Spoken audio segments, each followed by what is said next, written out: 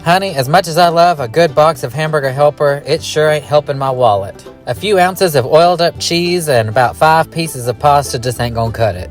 Y'all come on in and let me show you a cheaper, easier, and more delicious way to fix up a homemade Hamburger Helper.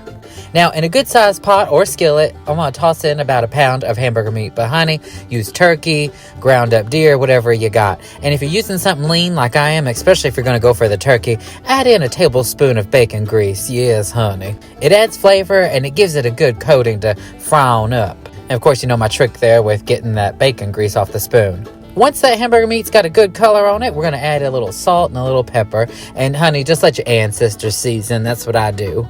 And then don't forget, of course, a little onion powder and a little garlic powder because, honey, that's just a house seasoning right there.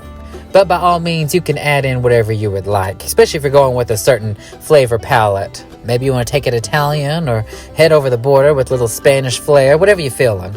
Give it a good stir, let that continue on browning up, and then, honey, we're going to break out one of those box pasta meals. Now, you can get an idea of what it's saying on the directions there, but I'm going to kind of cut around those.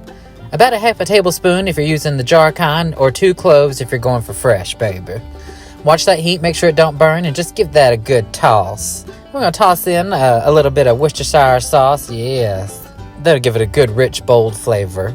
Speaking of, I want to add that to the list. Up next to the party, honey, we're going to toss in a few hits of liquid smoke. That stuff is strong, so beware, but I am going for a cheeseburger flavor here, so that's why I'm adding that on in.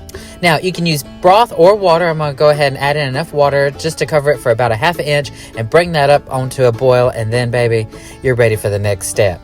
We're going to add in our boxed pasta and let that roll until it's al dente.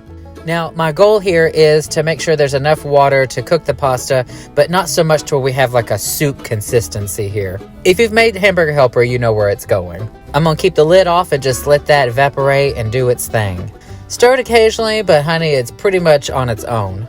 Now, right before that pasta gets done, we're going to add in that pack of liquid cheese that it came with.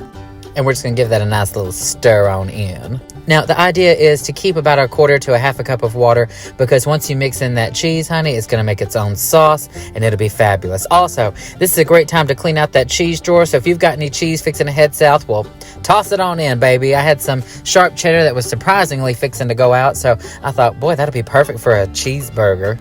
And, honey, if you had the bacon from that bacon grease, crumble that on in because who doesn't love a good bacon cheeseburger? And, baby, just like that, you've got a meal that's cheap, easy, delicious, and it's going to feed a good crowd. I just wanted to give you an idea that it can be as easy as Hamburger Helper, and it can be even cheaper than the name brand. And, honey, feel free to serve this up with anything. Salad, green beans, whatever you want. Now, baby, open up because the next time I see you, we'll be back at the RV kitchen. Oh.